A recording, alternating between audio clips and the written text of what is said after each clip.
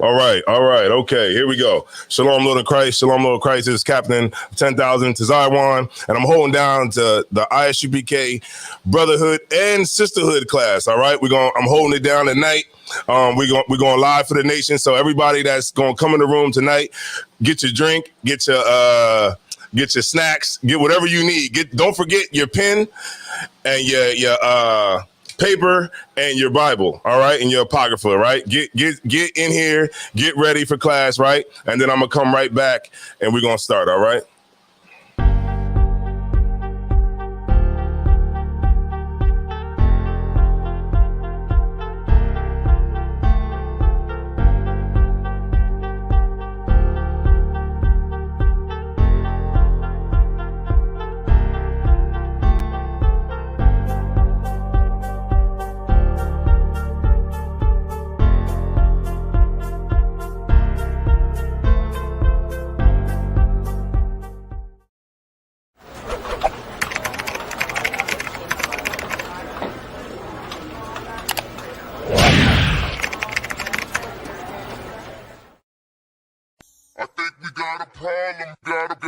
Let's go.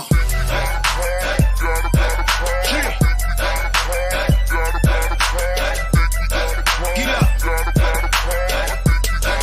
Stack club, baby.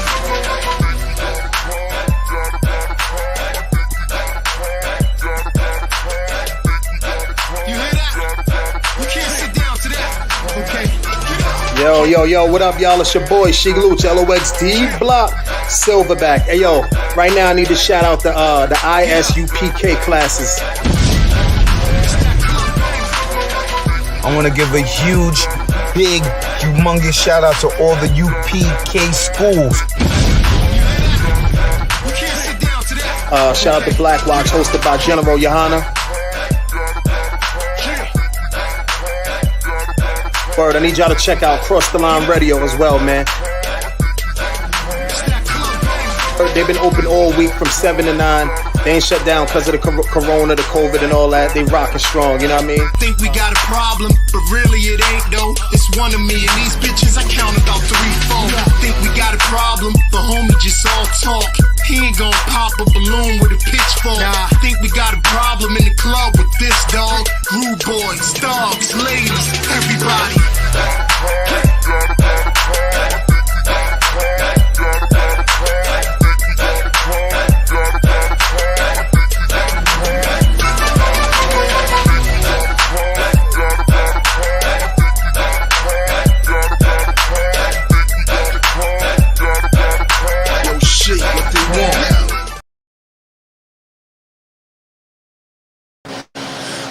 Here we go. We are back for another week. Let me make sure my sound is all together. All right, we back for another week. We got Officer Zaraba Carr in the building. You know what I'm saying? We got a couple sisters in here too. We got Aitara. She just fresh off of a family reunion. All right. Double ball for her, you know what I'm saying? And to everybody else, the 10 people that's in here right now. Look, y'all, yeah, that's right. Start hitting the like button. Let's start it early. All right. We got Thashiyam in the building. Just starting paint. What's going on? Just starting paint. All right. Shout out to you. Yeah, let's start getting the likes up. The class today is going to be called The Psychology of Self-Defeat. All right, because it's interesting to understand how we got to this point, right? Now we know the answer, right? What's the short answer? That we broke the commandments, right? And we ended up like this, right? Because of our lack of keeping the commandments, right? Following the laws, right? And in turn, as a byproduct of that, the byproduct was our lack of unity, right? Our disunity between each other, right? And also, you know, our just overall lack of brotherhood and sisterhood, right? That's how you can pretty much sum it all up, right? But what I wanted to go into was the psychology behind it. Now, it's a couple classes I'm gonna do. So I guess I'll just make this one the first one, right? And then when I come up again, I'll come up with another one, right? Now, For the brothers and sisters who was around in February, right, Black History Month, you would have seen that we did a lecture on psychology of white supremacy, right? Now, in that lecture, I had a ton of information that I couldn't get to. Now, if anybody ever done a lecture before, you know that you got like probably about 10 hours worth of material, and you got to kind of condense that 10 hours down into 2, which is very difficult. And actually, that's like one of the hardest parts of doing a lecture is really putting the things that you really want to get out to the people. You put it in there, but then also it's a lot of things that you might have wanted to put in there, but you can't put in there because it's just simply just not enough time, unless we're going to be sitting there with a lecture, like an all-day lecture, where you take a break and then you come back and then you go eat lunch and then you come back, and that's just too much for people to be sitting in one space. So what I'm gonna do is I'm going to break down the psychology of how it was able to be done. You know what I'm saying? Like, we know that we've got to put in this position because of our, lack of following the commandments and doing what the Lord said to do. But on the other hand, we're going to go and we're going to explore how Esau actually did it. You know what I'm saying? And how he actually, and the psychology that he used to control us, right? The psychology to create, what we see here today. And what we see here today in America is a created people. Right. And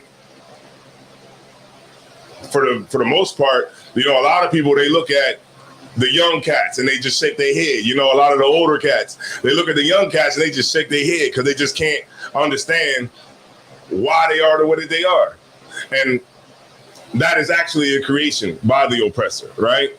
And also everything that's included with that creation. Right. And also us, too, as well, the grown-ups. And I'd say it all the time, because I remember we was at camp and this cat came up. He was about 63 years old. He said he was 63. He said that, why are y'all up here? Y'all need to be down there. These young niggas is shooting and these young niggas is doing this and they doing that. And I'm like, well, how old are you? He's like, well, I'm 63 years old. Okay, well, then you're the blame. Right? Because your generation was before our generation. So if we're doing anything, it's because we learned it from your generation.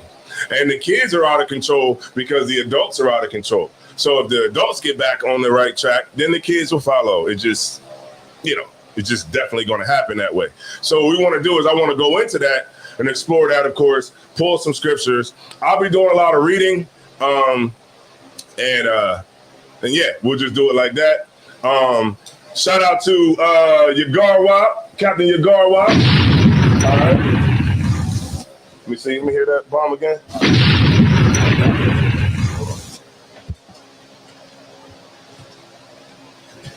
Let me do it one more time.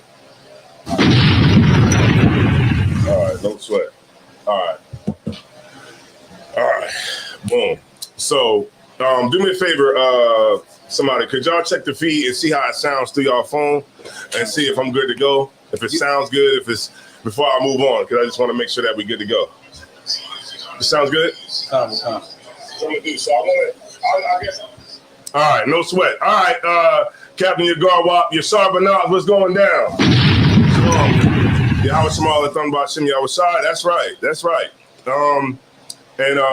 Shout out to everybody who's checking in from Delaware. Just remember that if you in any of the surrounding cities, this is where you need to be at. I mean, it's just a short walk. I mean, this is like literally here for brothers and sisters to come in here so that we can learn. All right, that's the main thing. This should be a standing room only. I mean, look at what we're bringing out, right?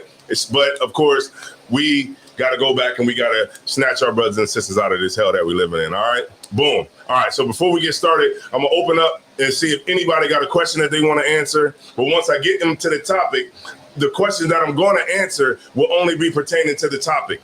That way that we don't get too far off of it, answer a bunch of questions. All right. So I'll open it up the floor, and if anybody got any questions online, or if anybody got any questions in the building, we'll go ahead and get them answered. So I'll just give everybody a second to go ahead if you want to come up with something.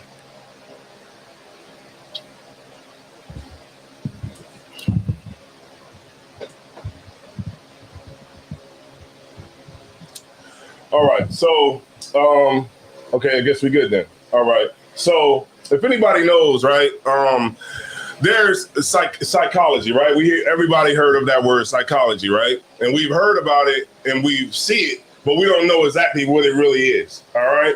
The short answer, most people will probably say psychology has to do with your brain and, and all of that kind of stuff, right? Now, and that's true. But then in psychology, you have different things like the social learning theory, right? You have the social learning theory. You have reciprocal determinism. You have all of these different terms of these different ways that the oppressor has figured out how ultimately you can control people, right? So out of that, right, you have psychologists like Albert Bandura with the social learning theory. You have operant conditioning, right, by B.F. Skinner and cats like that. The Skinner box, you ever heard of the Skinner box? Y'all never heard of the Skinner box? Mm-mm. Y'all never heard of the Skinner box? Y'all never heard of rat psychology? You heard about it, sis? Yeah. Yeah, okay. Yeah, isn't it like where they would put like the rats into a maze? Mm-hmm. Mm-hmm. And they would try to have them find a specific item. Right, exactly. Let me see something real quick. The books that I just seen.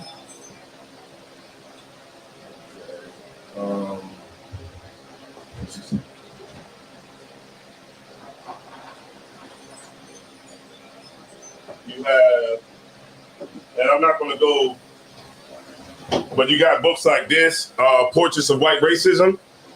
This is a book about studies of different psychological studies that was done in the campus in college and about racism, right? This is a rare book right here. You also have like Contingencies of Reinforcement by B.F. Skinner. You know what I mean? It's the basically when you see psychology, right, from the Eurocentric sense, it's not about just the mind, right? It's about how you can control people, right?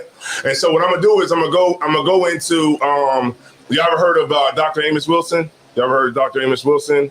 He's like a psychologist, but he actually it's more so from a Afrocentric standpoint. But of course, the stuff that he brings out is just crazy. I got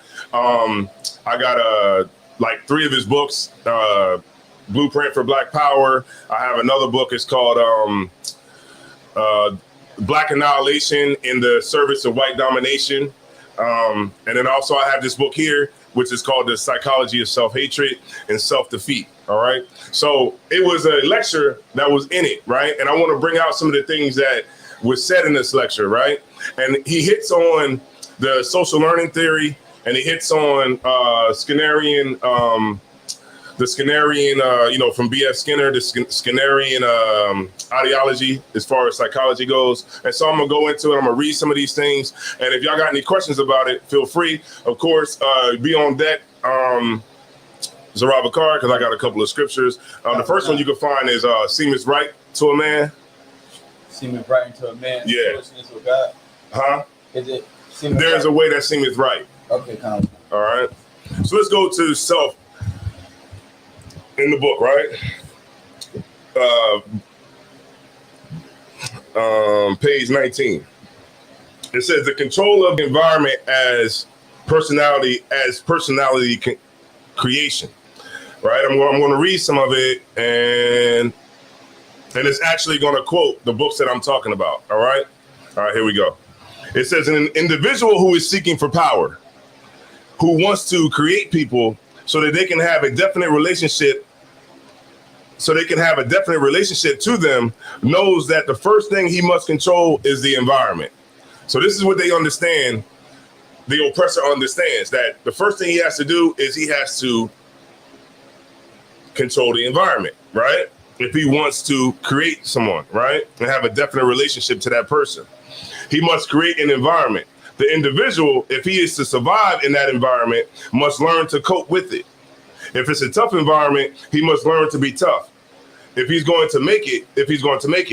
If it's an environment that requires him to hustle, then he has to learn how to hustle. After he learns all these things, it's going to become a part of his personality.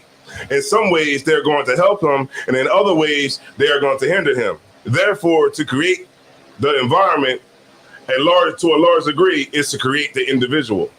Right? Y'all follow me? Mm-hmm. All right. So now, how do we put this in today's terms? Right? We look at the neighborhood, right? And I'm gonna bring it on both sides, right? So in psychology, they have, like, with the sister, she knew what I'm talking about when they were talking about the Skinner box, right? In the Skinner box, let me show y'all something real quick. All right, I'm gonna show y'all how the oppressor controls us. Hold on. Give me 1 second, y'all. All right. You go to YouTube. All right, there we go. I'm just gonna share my screen with y'all, but I wanna show y'all something that'll actually bring it home. All right.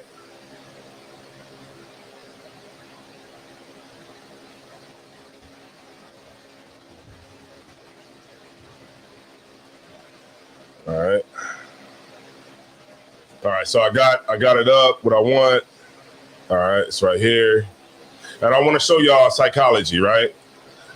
All right, so I got it right there, right? I'm going to share my screen with y'all so that y'all can see what I'm talking about, all right? So go to my Chrome tab.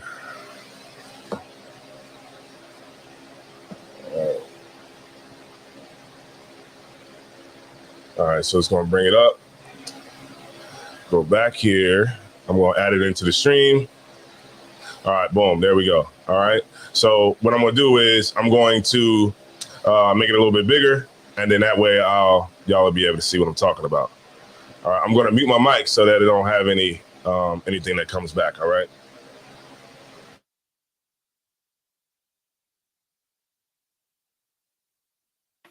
The two pigeons are at either end of a small ping pong table. One pigeon pecks the ball as it comes toward him and knocks it toward the other pigeon. Other pigeon pecks the ball back across the table.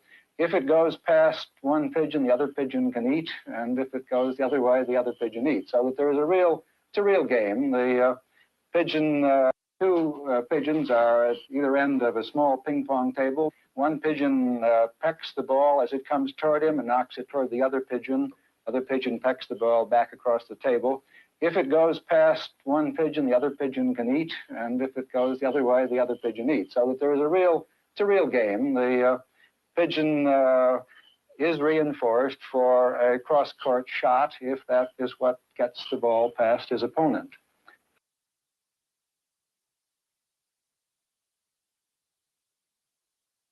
All right, so y'all see that, right? So what's happening here is this is what's called operant conditioning, right? And this is what psychologists understand is that if you can control the environment of that pigeon, you can make the pigeon do whatever you want. How? Because you control the food. You control the food and you control the environment, right? And this is the same what we're talking about, we're reading right now. What they understand is that if you can control the environment, then you can create the kind of person that you want to create, right? All right, let's get back to it, right? It says, all right, so look, let me go ahead and let Zarab Bakar, I want you to read this real quick, all right? All right? Because that might be a little bit easier for me, all right? All right.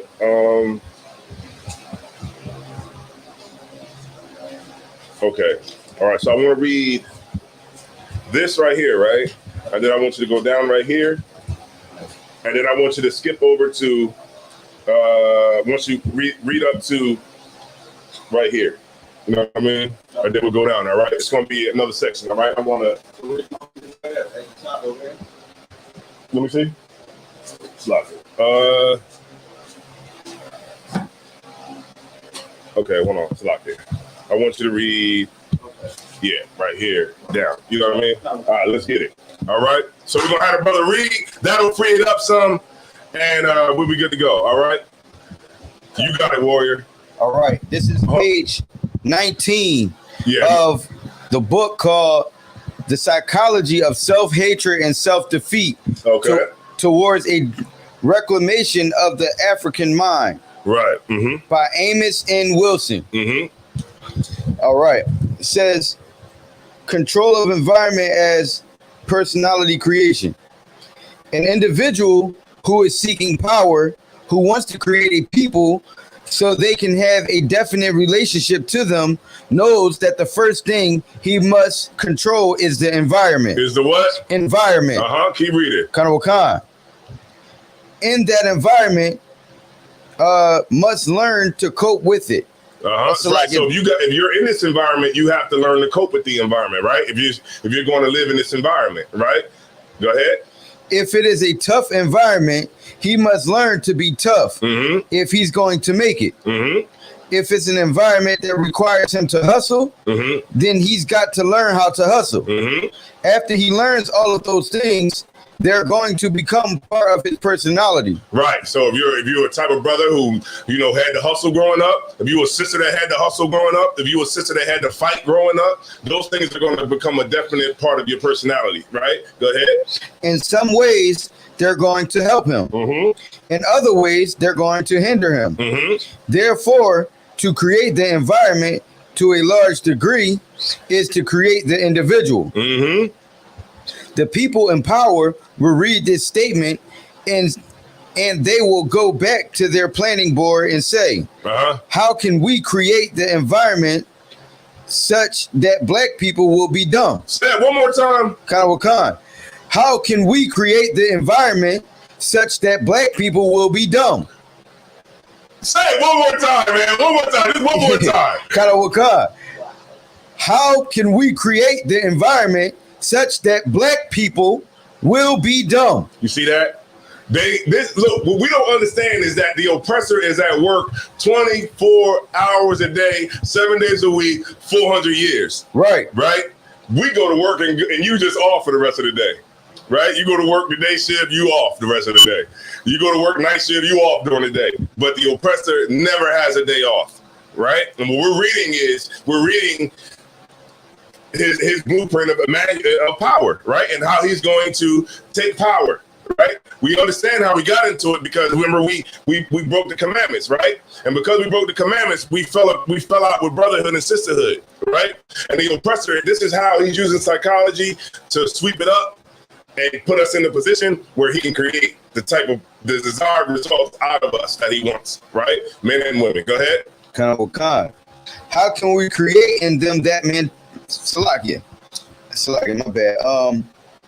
And it says, might want to keep your finger, you know what I'm saying? yeah, kind of a concept. Uh-huh. It says, one in which they will be ignorant, Mm-hmm. hate themselves, Mhm. and lack unity in their relationships. They will lack unity in there because you see what everywhere in the hood is what single parent homes. Right. Why?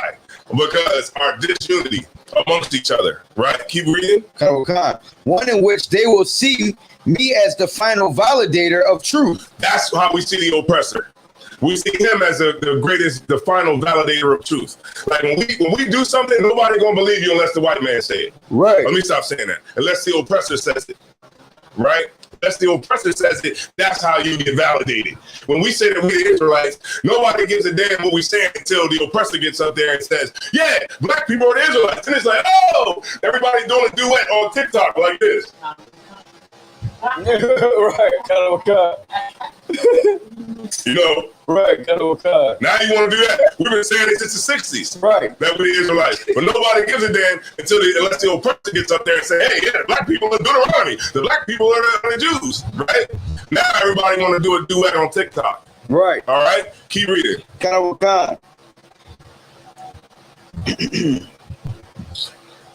And our acceptance as the ultimate acceptance. Right, because remember, when you get to a certain level, you know, that's what we're okay. Our fight here in America is to have acceptance from the oppressor.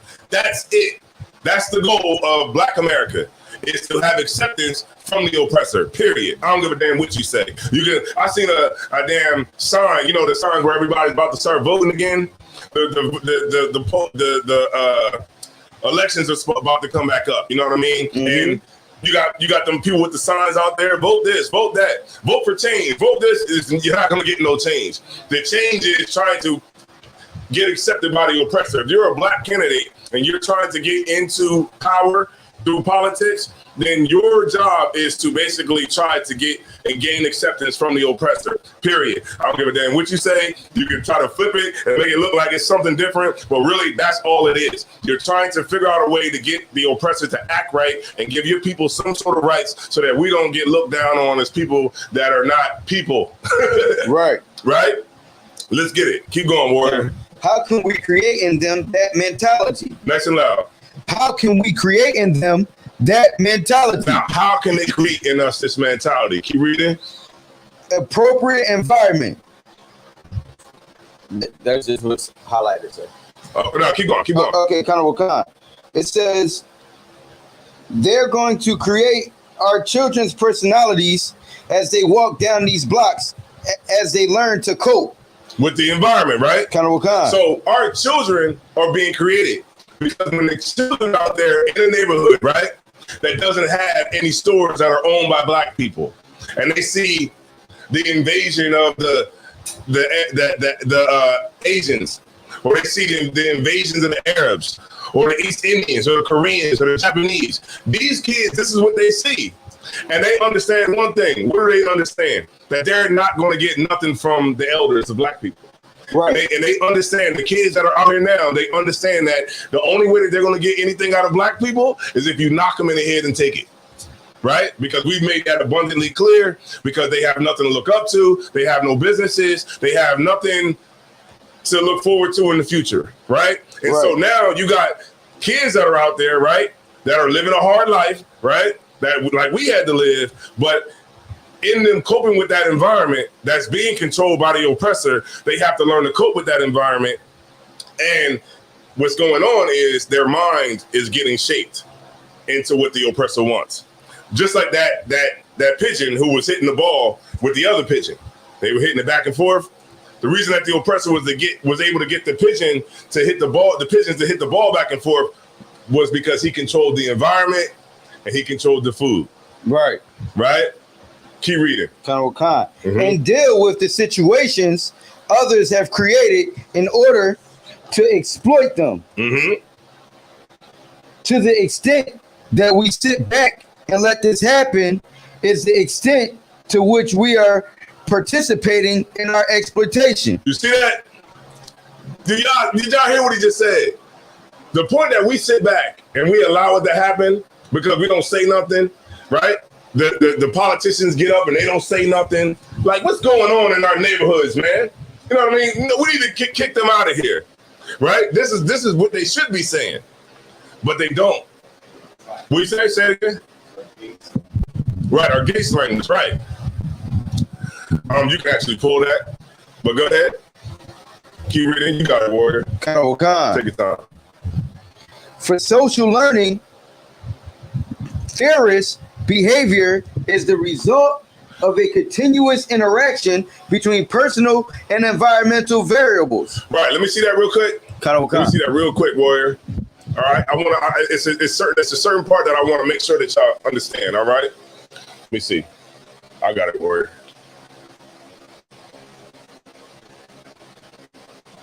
All right, I'm gonna read a little bit, all right, and I'm gonna pass it back off to you, all right?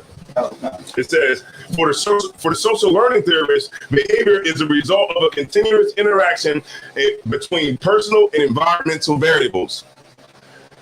Environmental conditions shape behavior through learning. Right? Right. Y'all follow me? A person's behavior in turn shapes the environment. Right? So, in the social learning theory, what they understand is that you can control a person by controlling their environment, right? Now, when a person reacts to that environment, then once you react to that environment and you cope with that environment, then wherever else you go, you'll recreate that same environment. So if you're in the hood, right? You're in the ghetto, and they create you as a person that has to cope with the ghetto, then everywhere you go, you'll make a ghetto. And they understand this because this is psychology, right? I'm gonna keep reading. There's a reciprocal relationship in creating an environment. We create a behavior orientation. Then the person with the behavioral orientation recreates his environment. You put him in the slums, and he develops slummy behavior. He will make slums wherever he goes. Then he will say that he's a slummy person by nature, and that's the game, because they make you feel like you're the reason why you're in this mess.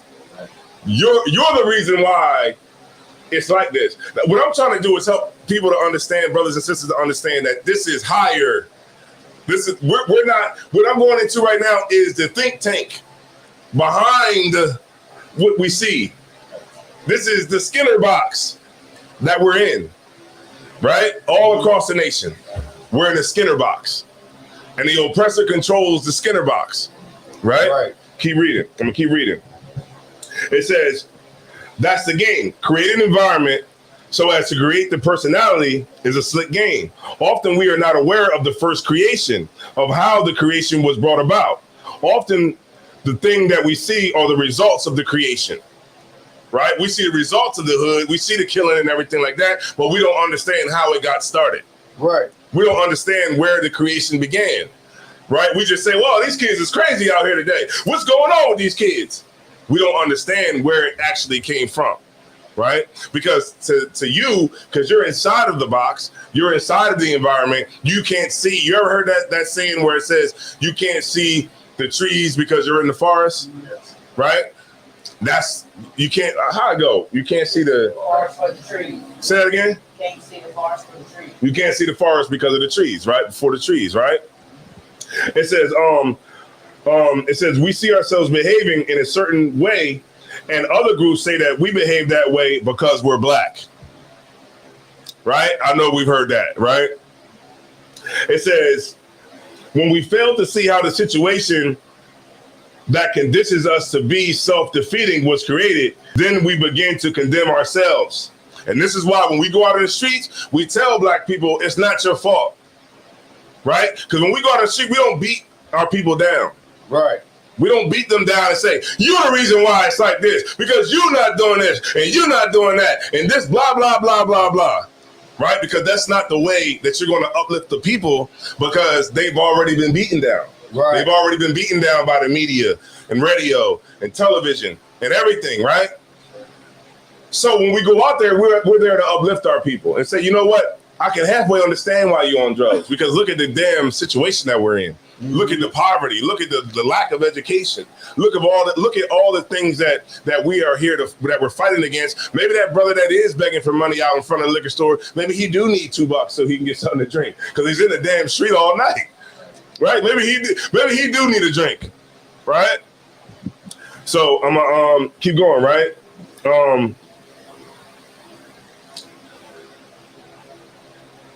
It says, self-knowledge means getting to know self-creation. When other people have created the self that one is, then getting to know, it means getting to know those other people and getting to know how they went about their creation. That's very important to the recreation of oneself in the terms of one's own criteria and one's own values, right? You have to understand who the oppressor is. Let me get Ecclesiasticus 12 and 10. Cannibal Khan. And then 6 and 10. All right? Cannibal Khan. You got it, warrior. Whenever you're ready. Take your time, warrior. 12 and 10, sir? Mm-hmm. Cannibal Khan. Let me give the sisters a chance to get there real quick. No, can you give the sisters a chance to get there? It's in the back, brother. All right, go ahead, warrior. No, I'm gonna have the whole troop. Okay, Cannibal Khan, sir. All right, you got it, warrior. This is the book of Ecclesiasticus, chapter 12, verse 10. Never trust thy enemy. But said what? Sometimes we should do it. Never trust thy enemy. Keep reading, warrior. Cannibal Khan.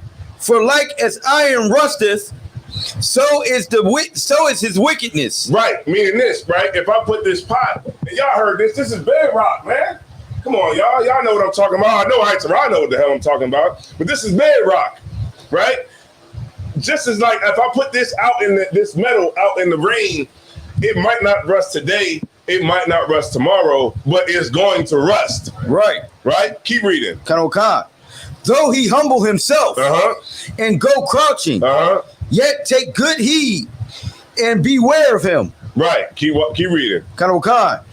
And thou shalt be unto him as if thou hadst wiped a looking glass. Right. You mean that you know how when you wipe a looking glass, you gotta refocus yourself back in to really see back through that telescope. You know what I'm saying? Like, you be like, our brother be like, and really get a good look at him. Right. To really see what it is. Keep reading. And thou shalt know that his rust have not been altogether wiped away. Mm-hmm. Any more on it?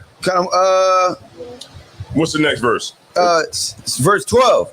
Set him not by thee, lest when he have overthrown thee, he stand up in thy place. See that?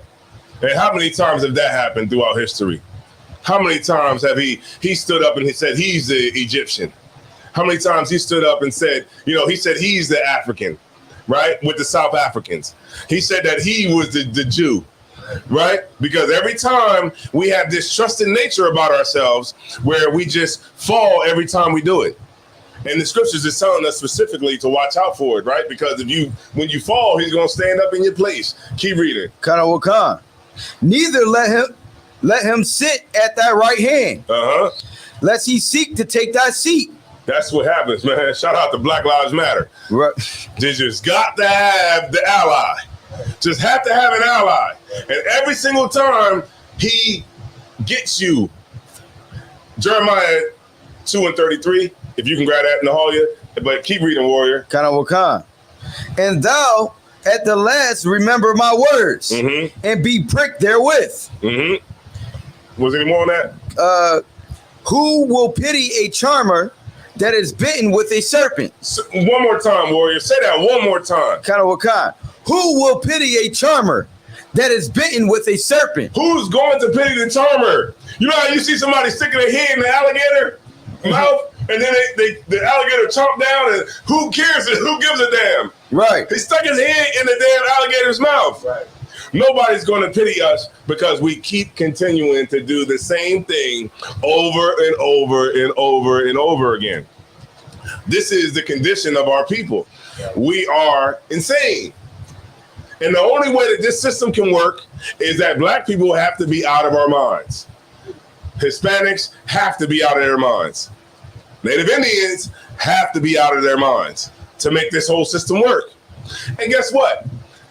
When it's time for re-election and it's time for Joe Biden to go back up for re-election, we're going to go back again and vote for Joe Biden again. Why? Because we just can't have a racist president, Republican in office. Right. Right? Either way, you're going to get racism. Just one's going to give it to you in a way that you can receive it. And you can sleep at night. The other one is just not going to give a damn how you sleep at night. He's just going to give it to you like straight raw, make America great again. You get my point? So this is what we do. We constantly have to be flipped upside down to make this system work. But what I'm showing my brothers and sisters today is how we got created like this. We understand that we got to this point because of our lack of unity, our lack of brotherhood, sisterhood, right? Our lack of following the commandments, the laws, the statutes. But the oppressor got into power because the Lord gave him the power to, that he has now. But now I'm going into how he was actually able to pull the psychology on us to actually get us to the point that we're at now. Right? Because even though the Lord might say, hey, this is going to happen, that's going to happen. But the things got to be put in place in life to actually make it happen. Meaning, like, I'll give you an example. The Lord wanted to destroy the earth, right? In the time of Noah. But he had to suffer Noah because Noah had to build the ark. You know what I'm saying? He had to really actually build it in real life. So the Lord had to suffer while he took time to build. Right. Because it's not magic. You know what I mean? You got to actually do it. And so this is what I'm bringing out today, right? Y'all with me, man? Do I need to go back? All right, no sweat. All right, let's keep going. Heavy metal. All right, no sweat. All right, we got Captain Carl up in the building. Y'all can hit me up after the class over, whatever. Lock y'all in with the books. All right. I said I wasn't going back into no books, Tara, but they made me do it. All right. Right. All right. Here we go. Boom. It says, this is out the social learning theory. It says, to predict behavior, we need to know the characteristics of the we need to know the characteristics of the individual and the characteristics of the situation. So the oppressor can predict our behavior because he understands our characteristics, right? So he knows what we're capable of and he knows what we're not capable of. So he knows when he gets a not guilty verdict to the police who clearly broke the law, right?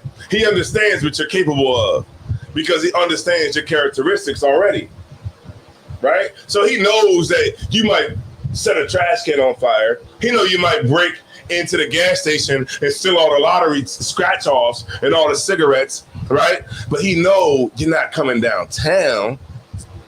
He know you ain't gonna go to the suburbs.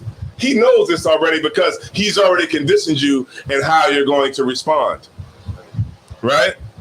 It says, the point of European psychology is control.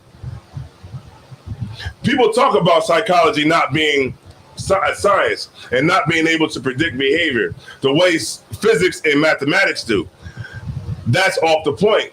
That's not the point of it at all. The point of psychology in the European sense is not so much to describe man as he is, but to learn the ways and means of controlling man for their benefit.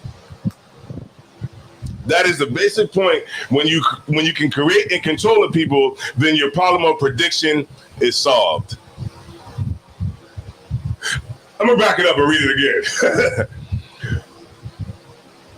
The point of psychology in a European sense is not so much to describe man as he is, because that's what they try to tell you that psychology is, like how men are, right? Mm-hmm. But to learn the ways and means of controlling man for their benefit. That is the basic point. The basic point. When you can create and control people, then your problem of prediction is solved. All right.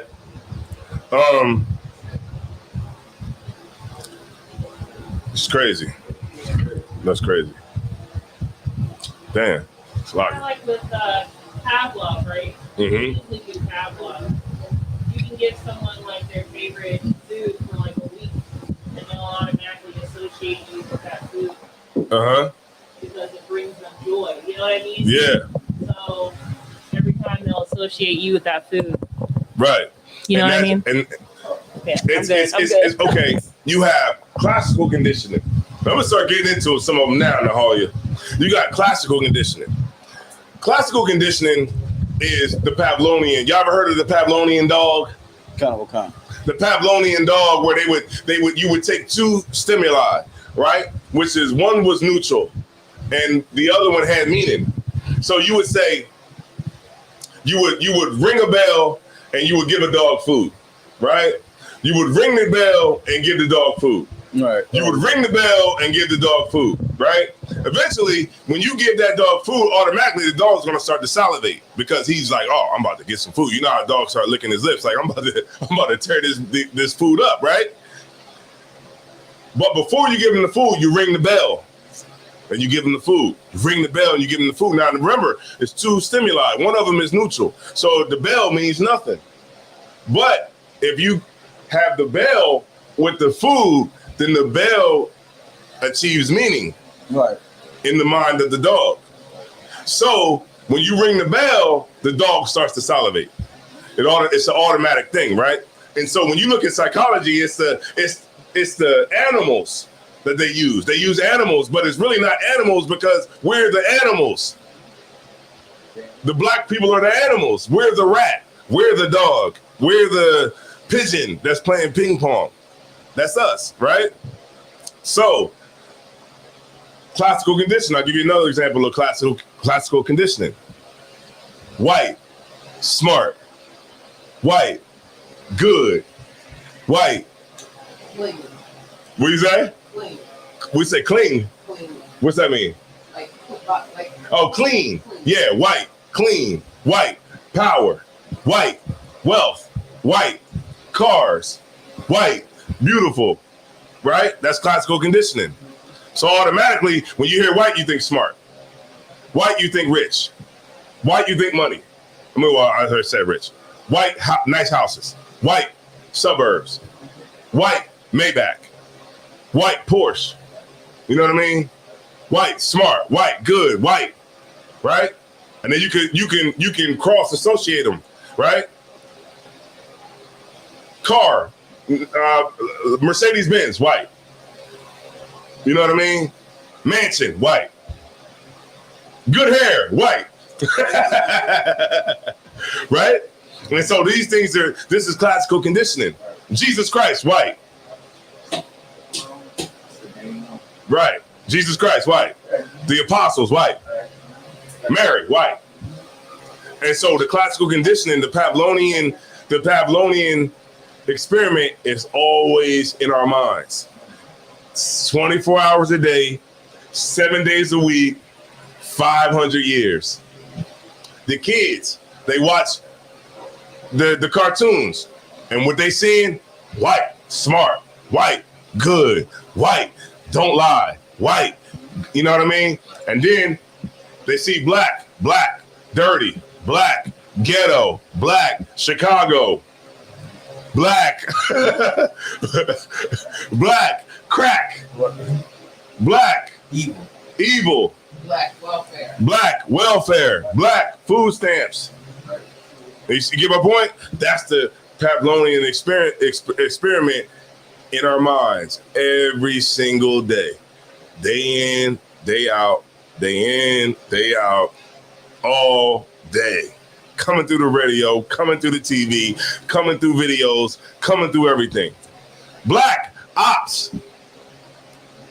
Zaraba Carr know what I'm talking about. Yeah. Ops. When you think ops, you think black. Right. I don't give a damn what you say. Right? You think ops, all right?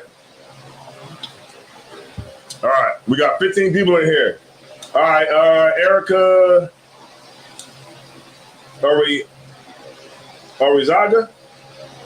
All right, yeah, let's get it. Brandy Harris. All right, Brandy, checking in from Louisiana. Ra'a War. All right, yeah. Home of the truth, period. All right. Yeah, so let's get it, man. Look, I'm getting into it, man. Like, we understand how we got into this situation. We got into this situation because our lack of unity, our lack of brotherhood, our lack of sisterhood, but we got to change that. We have to change it now, and we have to change it fast, right? Because this is how we're being destroyed. We're being destroyed by the oppressor because he has completely engulfed our minds with his supremacy. He has completely engulfed our minds, and we look to him as the greatest validator of truth. We look to him as the ultimate acceptance because we don't look to ourselves as acceptance. Like, if I learn something, I'd rather learn it from Powerball. You know what I mean? If Powerball got some information, I'd rather learn it from her, right? You got some information, I'd rather learn it from you. Right? I don't have to learn it from the oppressor to get validated. And that's in this society, that's how you get validated. When you become a doctor, right? When you get a master's degree, you get a master's degree. You get it? You get a master's degree. His degree is what validates you as being a master. And it makes sure that they understand that you are in the right place to get it. Right? And you are completely indoctrinated into their way of thinking. And that's ultimately what he turns out, is people that have the doctorates, have the master's degrees, are people that are completely indoctrinated into his way of thinking. right? And we look like the brother who was self-taught. Like if y'all know anything about the 1930s and Black Wall Street, we were self-made. You know what I'm saying? We were self-made. You know, we were doctors and lawyers and, you know, we was everything. We was, you know, you name it, right? I don't need to go into it, but you name it. We were self-made. We didn't need the oppressor's validation to say that we was a doctor or we was a lawyer. You know what I'm saying? A brother just knew, his brother picked up that book and, you know what I mean? Like we ain't have to get validated with the inventions that we made. We just made inventions, and that's what the world has right now, and they're able to enjoy and, you know, live life off the inventions that we made. But while we was in slavery, we was able to make those inventions, and we didn't need the validation from the oppressor because we was smart already, and we had brothers and sisters that was already in our culture, already in our community that learned and could do these things. All right. All right, if y'all want to drink, man, it's back there on the table. You know what I'm saying? It's some hen dog. I know Itara don't like it, but, you know, we're good to go. All right? All right. Okay. Creating predictability by behavior control. When you keep away from them certain intelligence in terms of knowledge and know-how, you're creating their personality, and you can begin to predict in a gross but entirely useful sense how these people are most likely to behave under particular circumstances. You know what they are capable of doing. Therefore, as a Eurocentric psychologist, what you're mainly concerned about with is not so much predicting the behavior, but creating the possibilities of some behavior and impossibility of others. The main thing you are concerned with in this technique is by which this is accomplished, because the prediction part will pretty much take care of itself. To predict, we need to know how the characteristics of an individual interact with the characteristics of the situation, right? So they understand by putting you in a certain situation, how you're going to respond to that situation. And by putting you in that situation enough times, they can already know how you're going to respond to it. So they already know how we're going to respond to a riot. They know what you're going to do. They know when the cop gets off, what you're going to do. You know what I mean? They know that you're going to go downtown and you're going to say no justice, no peace. They know you're going to go downtown and say, you know, hands up, don't shoot. Hands up, don't shoot. And guess what? The cops just sit off to the side like this. Let you have it. They let you get on the ground and take your selfies. Get on the ground and take your selfie. Go ahead. When I went to the Eric Gardner joint, I wanted to see what a protest in real life. I wanted to see it. You know what I'm talking about. I went downtown. Right in front of the DoubleTree Hotel. You know, right on King Street. Right there. I was there. I went out there. I was standing off to the back. I was looking at the protest. I'm looking at the protest, and I see everybody laying on the ground.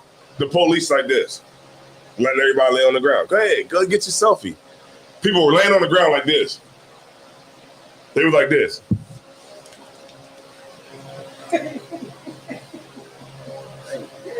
Hashtag. You know what I mean? Hashtag. And then they get up, they sit up, right? They sit up on while still sitting on the ground. They sit up and be like, hashtag, hands up, don't shoot. And then get up. Go ahead. Get out and take your selfie. This is how they're able to make a mockery of what we do, because they understand, and they've already put the psychology on us to understand what we're capable of doing, what we're not capable of doing. They understand that you're not capable of going to their neighborhoods and pulling this nonsense. They know that you're not going to go up to Green Hill Avenue. They know you're not going to go up to Greenville. Right. They know you're not going to go to Bear. Right. They know you're not going to go up to those places because they understand who you are, and they already got the psychology already mapped out already. So they understand us as a people. They know that you're just going to go downtown and you're going to burn up the bus stop. Go ahead, sis. You want to give the sister the mic? The brother eating the pizza. This pizza must be amazing.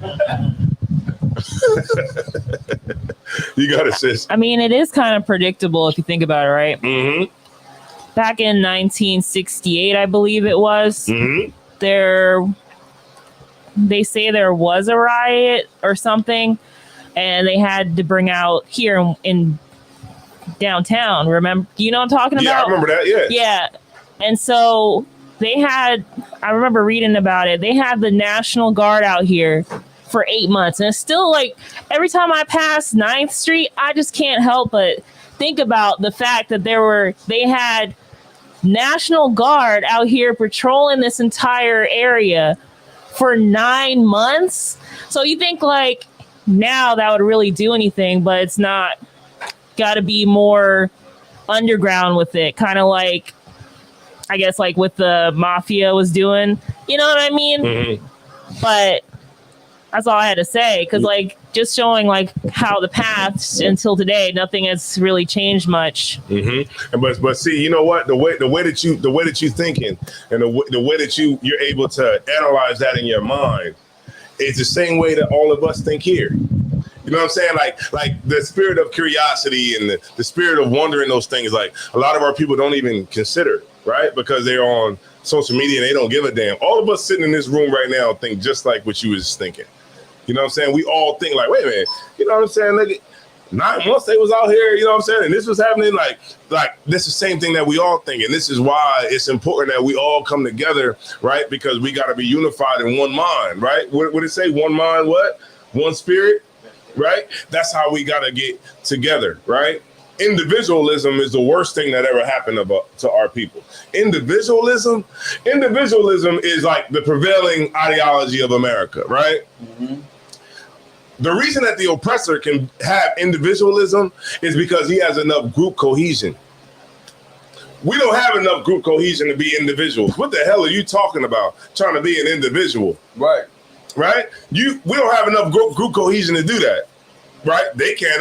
Other nations can. They can be individuals all they want because they have enough group. Right? Mm-hmm. And we don't have that. Let me what you had? I had I just moved Jeremiah 2:33. Brandy, Harris, you're right. We are stiff-necked people. All right? We are stiff-necked people. Jeremiah 14:2. Don DeMarco. Don DeMarco for the sister. Credit. White mean good credit? Yeah, that's right. Mm-hmm. Uh-huh. Shit like that. And yeah, we are stiff-necked people. All right? All right, so let's get it. You got it, Warrior. Could somebody pass the word to Mike? What did you put in that pizza? This brother is just eating tonight. Go ahead, Warrior. You got it. It's the book of Jeremiah, chapter 2, verse 33. Mm-hmm. Why trimmest thy ways to seek love? Why are we doing it? Tara? Why are we trimming our ways to seek love? You know, every time you see somebody trimming their way to seek love, when you see a singer singing the national anthem, right? Oh, say, like, oh man, that's the worst song that a black person can. I can, stomach the rest of it. But damn, I mean, all the other songs. But damn, that is just the one. I got to turn it off. Right. Why trimmest our ways to seek love? Right. Read on. Therefore hast thou also taught the wicked ones thy ways? How do we do that? How do we teach the wicked ones our ways? Because we always let them in. Right. We always tell them what we about to do. Salakia. Go ahead. They're invited to the cookout. Yeah, they always invited to the cookout. Because they just sitting back and just learning what we're going to do next. Right. We got to have an ally all the time. We just can't never do it on our own. We got to have an ally. And because we got that ally, we teach them our ways and we teach them how to destroy us. We teach them how to cut us off. Right? Because they're just right there. This girl from Black Lives Matter, she was like, do y'all accept, transgenders and all that? I'm like, no. She's like, well, because, you know, we all got to come together, you know what I'm saying? Because we got some of the oppressor, you know, she ain't say the oppressor, y'all know what I'm saying, but she's like, because we got some of the oppressor, you know, and they're good allies to have. And every single time you do that, you're going to teach the what? Say it one more time. Teach the what? The wicked ones our ways. We teach them our ways every single time. And we get cut off at every single turn because we don't understand that. Right. All right. All right. All right, let's get it. So we got 5 likes and we got 5 likes and 16 people. All right, no sweat. I ain't gonna ask y'all to get no likes up. All right. I'm gonna do it. I'm gonna do it, sir. All right, you got it. All right, so this is for all the brothers and sisters, man. All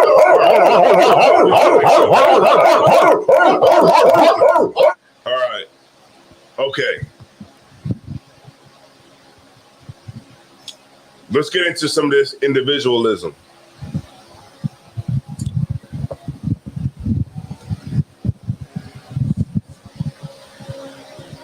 Okay, it says, all right, Salaki. All right, let me go back here real quick, all right? It says, to predict behavior, we need to know how the characteristics of the individual interact with the characteristics of the situation. You have to interpret this Afrocentrically. Of course, you know, we understand, you know what I mean, because we in the truth, so we can see all this stuff, right? It says, the white student doesn't need the other part that I just talked about to you because while he's in college, his dad and others have already systematically manipulated the world so that when he graduates, he will enter into that system and learn the real information. But the black person who may have learned the formal psychology courses as well or better than his white counterpart will still be in a position of powerlessness. Often, he has not read between the lines, and often because he is discriminated against, he will not get into the very center of power where he can see the real deal. So he will be left with his theoretical propositions, and he will be proud of his unrealistic learning. He will talk about it and think that his degree, because it is the same as the white man's degree, has equal potency as to that of his white counterpart, but it does not. It has relatively little meaning. That is a part of the deception as well. The text goes on to say, reinforcement in social learning theory, the effect of other people, the rewards and punishments they provide is an important influence to an individual's behavior. The reason that the oppressor is in power is because he controls rewards and punishment. Right. And if we're in power, that's what we'll control with the commandments, right? If you don't follow the commandments, we control the rewards if you could keep the commandments, and we control the punishments if you break it. Right now, we don't control reward and punishment. The oppressor controls that. So if you get on TV, on CNN, and you say, what's up with all these black people that's out here, breaking windows, and they're setting trash cans on fire, they're breaking into the gas stations, and they're just stealing and running through the streets like a bunch of thugs. They get rewarded for that because they get a national platform to do it on. Right?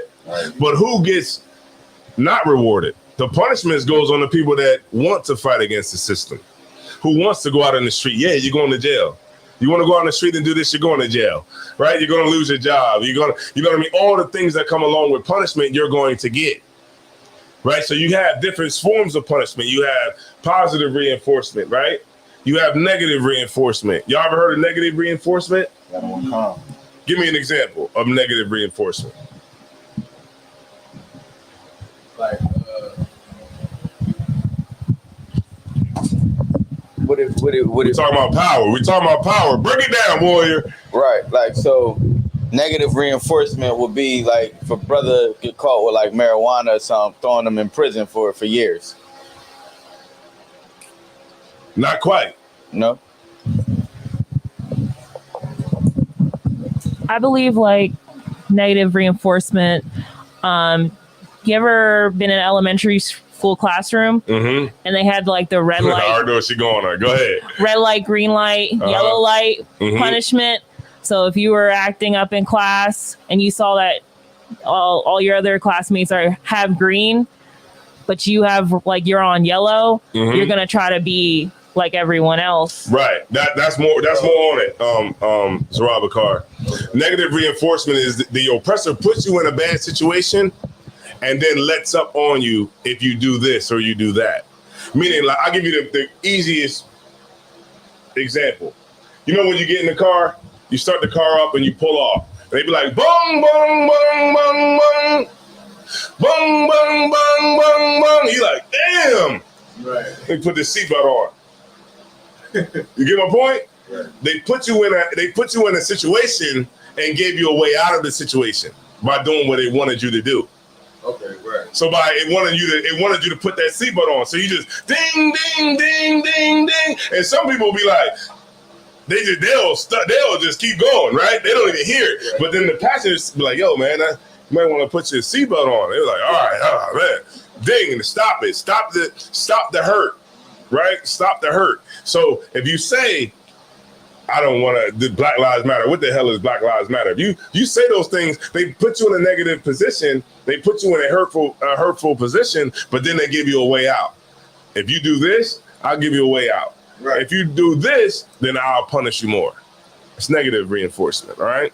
All right, boom. All right, let's keep going. All right, it says, reinforcement and social learning, the effect of other people. The rewards and punishments they provide is an important influence as to an individual's behavior. A very potent statement, in fact, this is a very potent statement, in fact. And in fact, it is a power statement, what I just read. It's a power statement. Infused through this whole section is information about how you can gain power and influence power over other people, how you manipulate other people. What I just read is a manual for power, and we don't even know it. Because you go to college, the black person go to college, they're like, yeah, see, I know about the Pavlovian dog. Yeah, that's when you take the two stimuli, one of them is neutral, and he don't even know that he's the dog.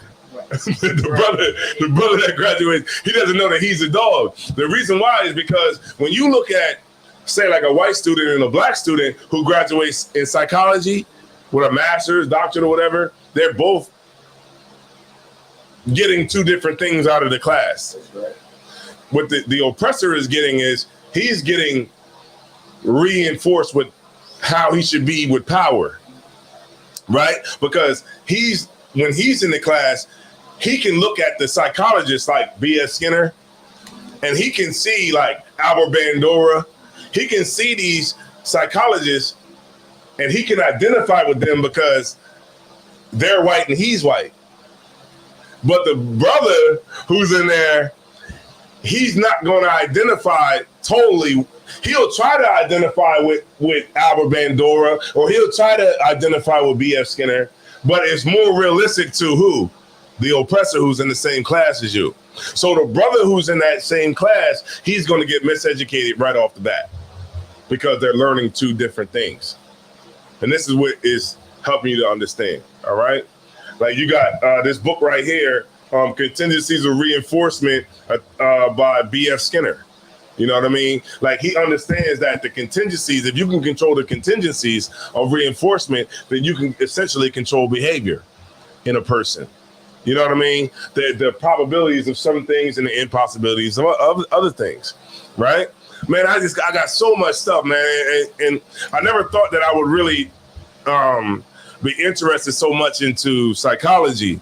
You know what I mean? But, from that last lecture we did, and we will, shameless plug, be doing a part due, right? Part due of the lecture. And we're doing it as a marketing thing, right? But it'd be part due of the state of white supremacy. DEUX, You know, in French, part 2 is do in French. Right, yeah. All right. If you was there, you would, y'all would understand. All right. So we are going to be coming out with that part 2 of the state of white supremacy, because we have to add some more things. And then also some things that I also want to bring out into it as well. The things that I wasn't able to bring out the first time. All right. All right. Cool. All right. Not the Shah. All right. You spelled it out phonetically. All right. Shit like that. Shit like that. Shit like that. Shit like that. Shit like that. All right. You can rapping about bonds and becoming a millionaire. Okay. Hawar. All right. All right. Hawar. Dom Monko. Natasha Don't Go L. Ron Hubbard, right? L. Ron Hubbard was Scientology. You know what I mean? And remember, the Nation of Islam picked up Scientology, which is crazy, but people still believe it. You know what I mean? Scientology. They believe like Christ is on another planet, and they believe aliens ruling and stuff like that. But L. Ron Hubbard was a white man who was a author of what's fiction? Fiction is fake, right? Non-fiction is fake. Non-fiction. Oh yeah, fiction. He made like fictional books about aliens and stuff like that. All right, but the Nation of Islam and under Farrakhan adopted principles of Scientology. All right. No sweat. All right. It says, according to social learning theory, individual differences in behavior result in large part from the differences in the kinds of experiences encountered in the course of growing up. So the oppressor understands that he can control you by controlling what you're exposed to, right? It says, according to social learning theory, individual differences in behavior result in large part from differences in the kinds of experiences encountered in the course of growing up. When you use the word individual, like in psychology, when you see the word, it says an individual. But what we're going to do is we're going to elevate the individual part up to group, right? So when I'm going to read it, I'm going to say group, all right? Instead of individual, because they try to use individual to say it's like one person, like individual does this or individual does that, but we're going to elevate it up to the group level, all right? It says group differences in behavior result in large part from the differences in the learning experiences they encounter in the course of growing up, right? In other words, differences in groups to a good extent are the result of the learning experiences they have encountered through their formative period. So as a kid is growing up, they learn basically how white supremacy reigns supreme. They understand these things. They understand, kids are a lot smarter than we think they are, right? Kids are out there. What's going on right now, what we see in our neighborhoods is kids are coping with the environment that's created for them.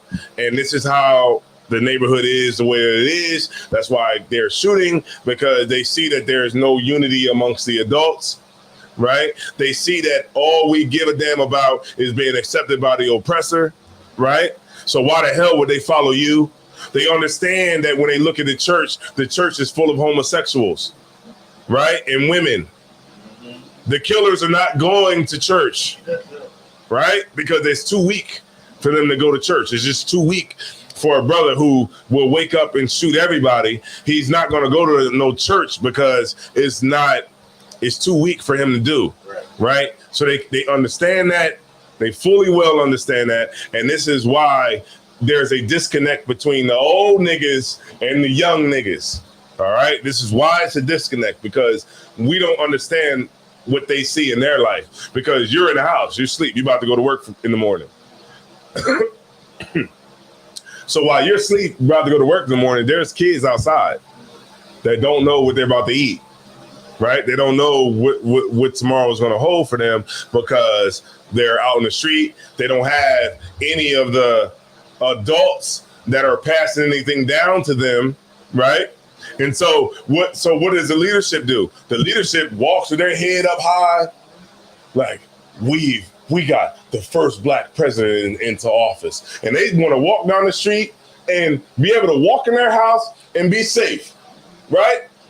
After they resided over years of imprisonment, years of gangs, years of drug abuse, years of prostitution, years of, every evil thing in the hood, and they feel like they're going to walk dignified into their house and not get busted in the head with a 357, right? You're going to get robbed. You're going to get robbed by these young niggas on your way into the house. Why else wouldn't you get robbed? Why wouldn't you? Why wouldn't you get robbed? Do you actually think that you live in a world that our people created? Not the oppressor created it, but our people actually got in line with it. The black leadership got in line with it. So they want to think that this world that's created, these young niggas are going to somehow get it together and do what's right. No, they're going to take 40 years just like you did. It's going to take for them, to get to 45 to calm down. But while they're 18, 19, 20, 21, 22, 23, 24, 25, 26, 27, we say? 37. 28, 29, 30, 31, 32, 33, 34, 35, 36, 37. You know what, man? I got to chill out. Once we make it to that age, now it's time to chill. Because now you got a little bit of age on you. The sisters too. The sisters like, what? I'm 18. Get out there and shake what your mama gave you. Right? I'm going to get on these poles. I'm going to go to these clubs. I'm going to get in these sections. I'm going to stand on the couches. You know what I'm talking about? I'm going to stand on these couches. I'm going to pop these bottles. I'm going to get these Birkins. Maybe not a Birkin. Those are what, $100,000 bag? Maybe not a Birkin. Maybe a Louis Vuitton. A Gucci bag, all right? Maybe that. But see, our mentality is young, children, right? Go ahead. If I may. Got a mic?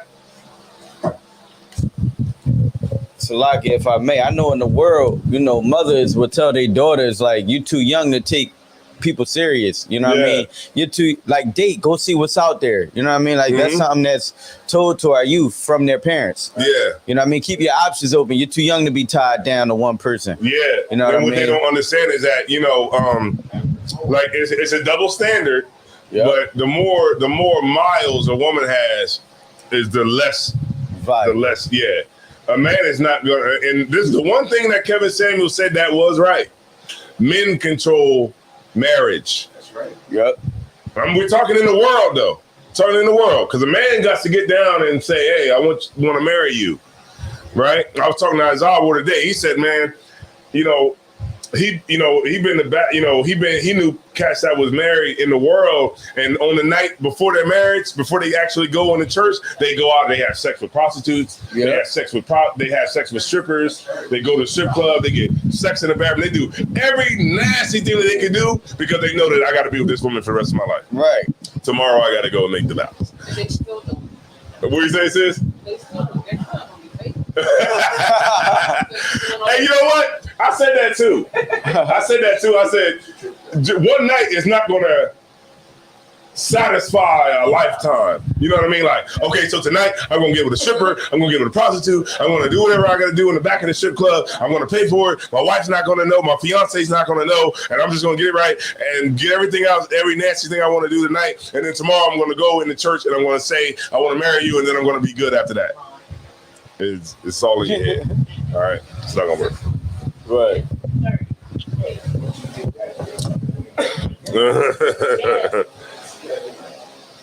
All right, so group differences in behavior. Remember I said individuals differences in individual differences in behavior, but what we're doing is we're elevating it up to group, right? Because remember, we're a group, right? So group differences in behavior result in large part from differences in the learning experiences they encounter in the course of growing up. In other words, differences in groups to a large extent are the result of the learning experiences they have encountered through their formative periods, right? And the experience often becomes a permanent part of their personality. So you must see experience as learning, not just as an emotional effect, but as a learning situation. If the European is to produce group differences in behavior, he then must control the experiences people undergo. Y'all with me on this? Y'all with me on this? What I'm doing, I'm reading a manual for power. I'm reading you how the oppressor just literally just controls us. The Lord gave him the power to do it, but how he does it is what we're talking about how right now, right?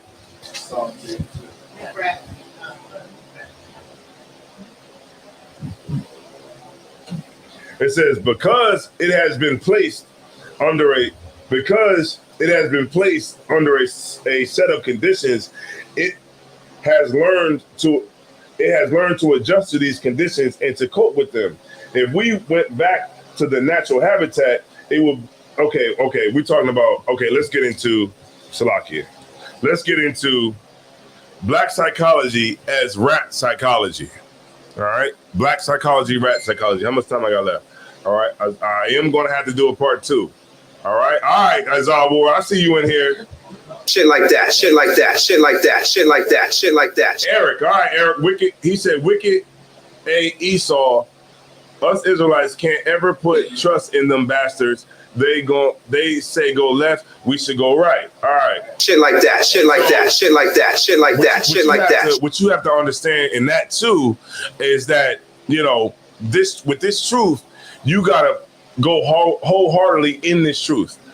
Like I'm down for when people make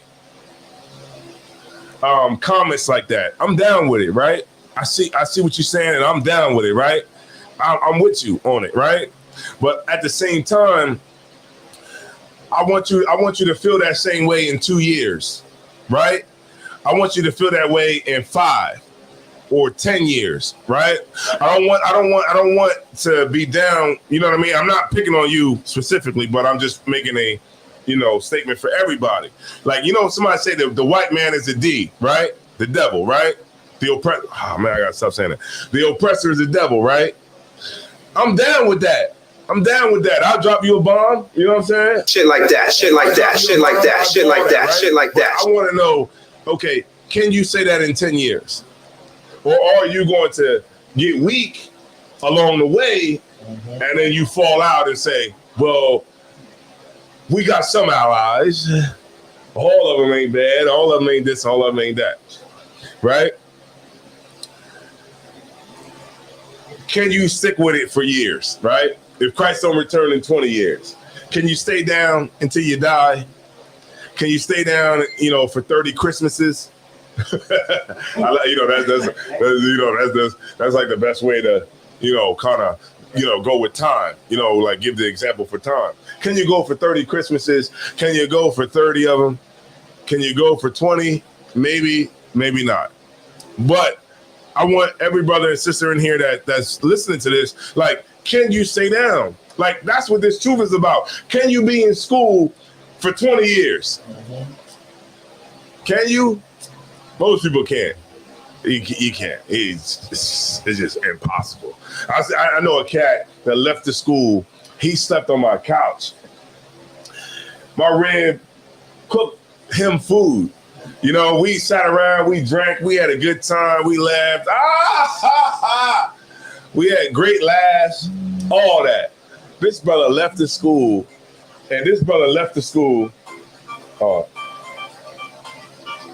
Hold on, Sluck. Shalom, Lord Christ. What's going on?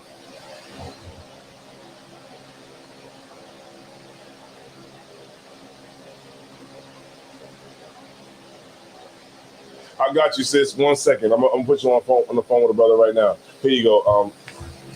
You get the sister name and everything, and give her everything she needs. That's what I'm talking about. A sister called in to class. Maybe this broadcast is going somewhere. All right, most times, all right. Y'all the Mongo. More endurance. All right. Yeah, sister calling while we in class. All right, let's fill up this class and let's get a standing room only. All right. Boom.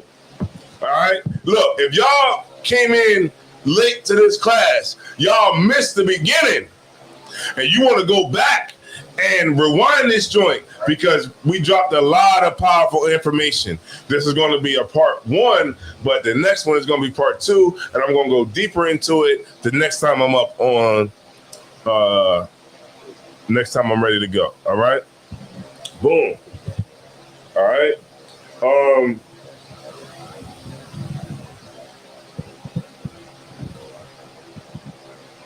All right, cool. All right, so we're going to go into rat psychology. Social learning theory is based on what we call rat psychology. It is very interesting that in psychology books, you have a lot of talk about rats and dogs. Often the unaware black person thinks that that's what the whole deal is about, rats and dogs.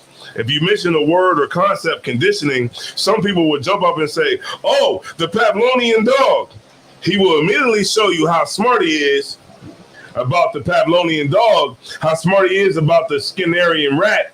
But if you talk to them for the whole night, they will never quite get around to how it is that we are the Pavlovian dog and we are the Skinner rat. We have never seen that part. All right. Okay, it says the experience. Okay,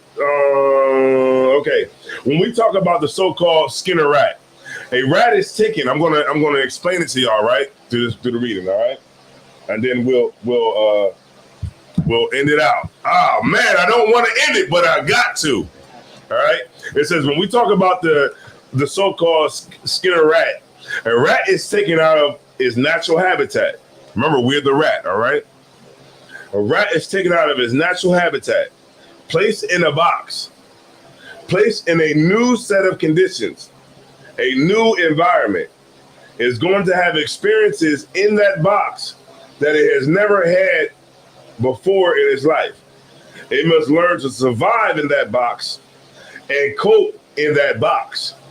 It must learn to push a lever in order to eat. It has never had to do that before, never. But it has got to learn that when the yellow light comes on, it can push the lever and get food. But when the green light comes on, no food is coming. It has to learn that it can get food every time it pushes the lever, or it can get food every 5th time it pushes the lever, or every 15th time it pushes the lever, or it gets food every 5 minutes. You can just manipulate its behavior around each of these parameters. The experimenter can say, okay, you are not going to get rewarded until you press the lever 5 times or 15 times. You can see the rat learns that. The experimenter must say, I'm going to feed. I'm Salaki. The experimenter may say, I'm going to feed you every 5 times, despite how many times you hit the bar. The rat will develop a sense of time. Toward the end of those minutes, he will start hitting the bar. It changes its behavior in terms of how it is going to be rewarded and how it's going to be punished. It knows something now and behaves in a way that no other rat behaves. It has learned something new.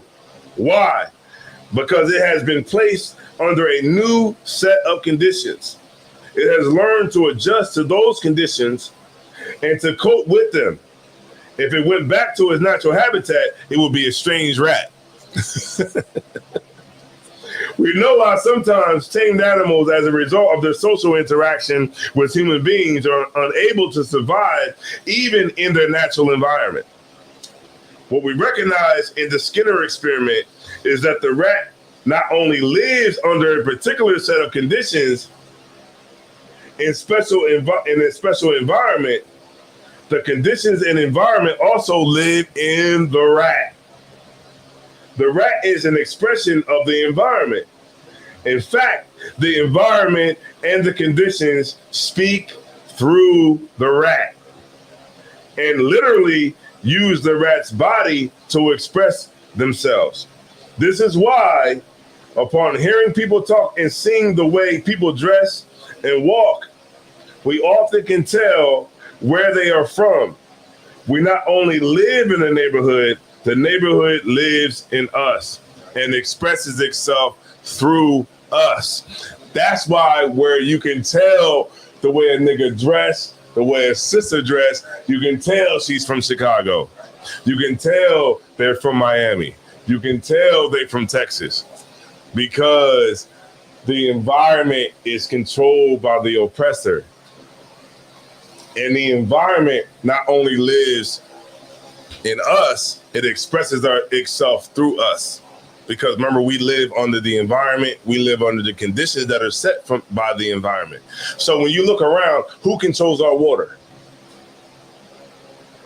The oppressor. Who controls our education?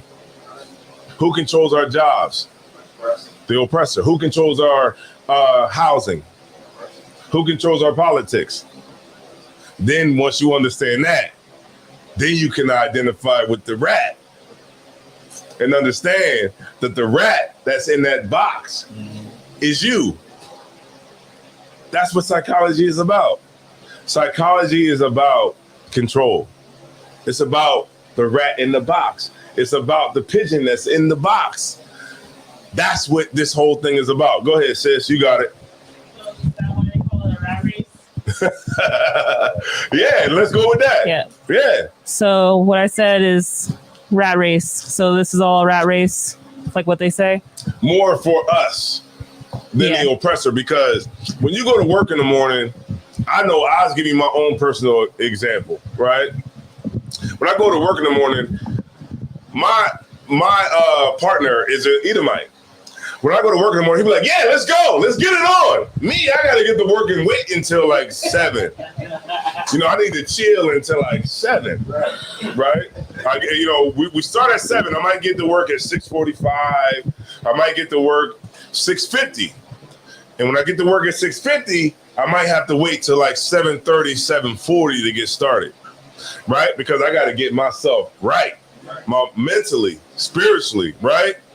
He ready to go at 7. He ready to go. Yo, man, I get to work. I pull up at 6:55. He already loading the truck up. Like, yeah, I'm putting everything in the truck. I'm like, man, yeah, he hype. Why? Because his experience is different from mine. Because when he goes to work, he sees his people in management. He sees his people as the regional director, his people in corporate, right? And everything that's done is going to benefit his people. But for me, it's totally different, right? For me, this is not benefiting my people. When I do get the money from you, the taxes that's going to get taken out of my check is going to benefit his people, right? The insurance that I got to pay is going to benefit his people because his people own the insurance company, right? The bills that I got to pay, the lights, the cable, the mortgage, right? The car insurance is going to benefit his people, right? Everything that I get, the gas that I got to get, the liquor that I got to get is going to benefit another race of people. So we are literally in captivity, right? So other people that are in America, they look at America different than what we look at America. They look at it, they see America through a totally different eyes. That's why they can't understand when you say Black Lives Matter. What are you talking about? All lives matter. What do you mean? Why can't you just do what a cop says? Right? Why can't you just be obedient to what a cop says? Right? Because I get pulled over all the time, and I don't never have no problem with the police. Go ahead. You did it class last night about being pulled over. Yeah. And the next day I didn't get pulled over. Being pulled over. Oh, say that one more time for the say that one more time in the mic. You did a show, I think last week, about getting pulled over by the cops and how we should react, when they pull us over. And right after you did that, the next day I got pulled over. Mm-hmm. Well, how did you handle it? The same way you said. Give me the ticket. Yes, sir. Did they No, give you the sir. ticket? Excuse me? Did they give you the they ticket? took me downtown. They took you downtown? Yeah, because of my firearms. Right, you got a license and everything. I have my guns are legal, but you know, they had to take me all the way down there just to figure it out. So I was down there for like 2 hours. Right, so but I'm sorry, Christ. Let me drop it down to Marco for this brother. I didn't flip. Down to Marco.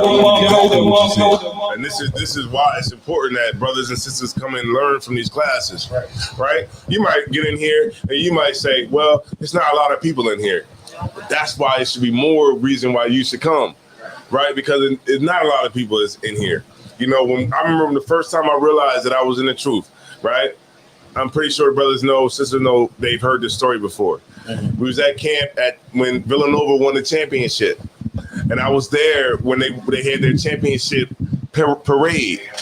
And we was out there having camp. And the general told us to shut the camp down. We shut the camp down, but when we shut the camp down, it was a little bit too late.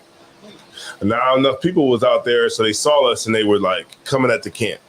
And when we was breaking down the whole camp, everybody that was out there was coming at the camp, right? Because they was like, "Get out of here, you hateful, you know, you the KKK, all this other kind of stuff, right?" But then when I realized at that moment, I was a young man at the time, well, I was a trooper at the time. I realized, no, I was an officer of 50.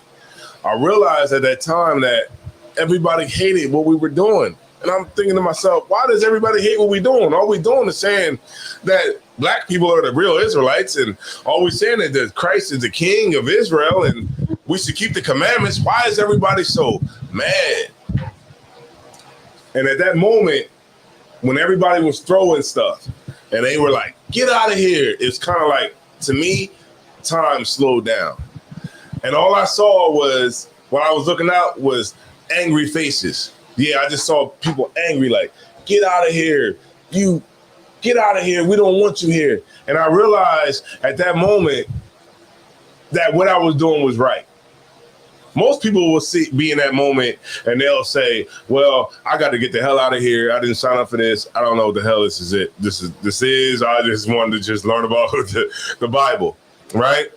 But when you put under that kind of persecution for the word's sake, for Christ's sake, then you'll realize that, damn, I'm in the right spot. Mm-hmm. I've been looking for this my whole life, and I'm actually in the right spot. Right. And when we got into the car, I mean, the people from the crowd, they threw stuff at us. They threw milk, cheese. They threw hot dogs, water, apples, everything. Right. When we got into the van, and we were covered with food that people threw, and we looked at each other and we just started laughing. That was the only reaction to what was going on. We just started laughing. And I realized in that moment that it was an honor to get humiliated for Christ. It was an honor that I had the honor of actually getting humiliated. For Christ, that's going to go down in the book of life. On my behalf. You know what I'm saying? Just for me. I'm just saying personally. When they open up the book, they're going to see that this day, on this day, this time, you was humiliated in front of the masses for Christ.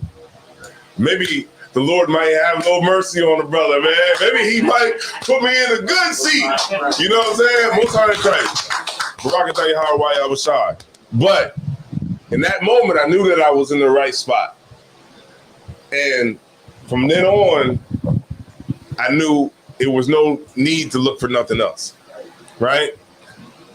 Once you get the good foundation, you can go into, doctors and psychologists and different things like that. You can watch YouTube videos, all those types of things, because nothing is going to sway you from what you're rooted in.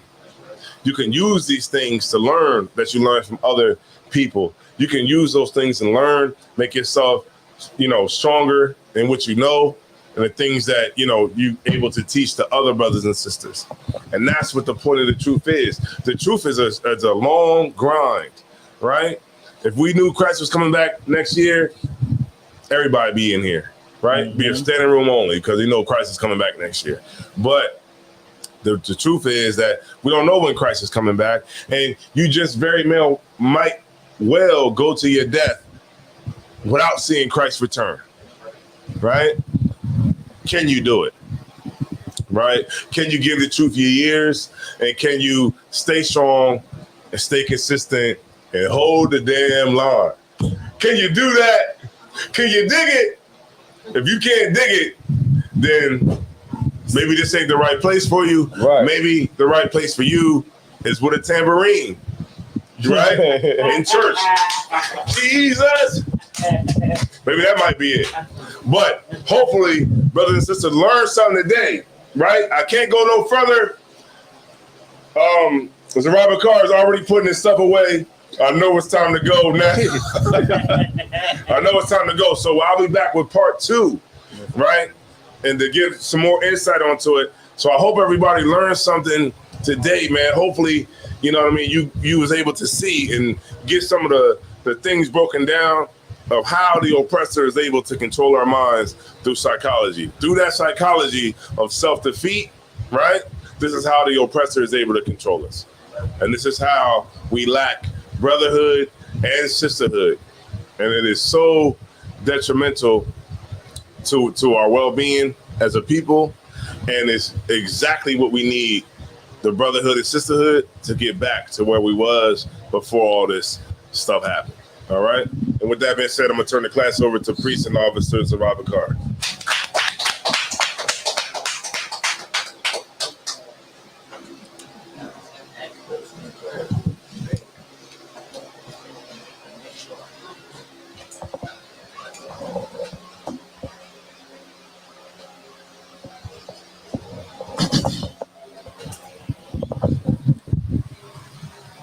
Shalom, Israel. We are the ISUPK. Started out at 1 West 125th Street, Harlem, New York, under Commander General Yohana. This is the ISUPK security announcements. Rule for new brother and sister. When a new brother or sister comes into the school, they are off limits for 6 months. They are here to be saluted only. They are here to learn and shut themselves of the world. If they need transportation, the teacher will arrange it. After 6 months, if a brother or sister has an interest in a particular person, they are to seek counsel from the heads. Tithes, which is a commandment. Numbers 18:21, Malachi 3:8-10. Ma'asharah means tenth in Hebrew. 10% of every penny of any increase the Lord gives you. Priest fund. It's a free will offering for the priest. It's not mandatory. Whatever amount you would like to give. Upcoming holy convocations is the Feast of Memorial Blowing of the Trumpets, Sunday, September 25th. If anyone wants to be a trooper in the school, start wearing all black boots, shirts, pants, headbands, and scarf. With that being said, men of Israel, Majum, we're going to give a courtesy salute to the brothers. Men of Israel, Majum Shabbat, Majum, Barak, Yahweh, Yashmatah, Sar, face the sisters, sisters of Majum. We're going to give the sisters a courtesy salute. Men of Israel, Majum Shabbat, Majum, Barak, Yahweh Shamar on the thumb by Hashem Yahushua. Let the sister know what it is. What we just said was, Lord, in the name of Jesus, Lord, watch over you in the name of Jesus Christ. That was the English version of what we said. Yashim Ta, class dismissed. Shit like that, shit like that, shit like that, shit like that, shit like that. Shit like that.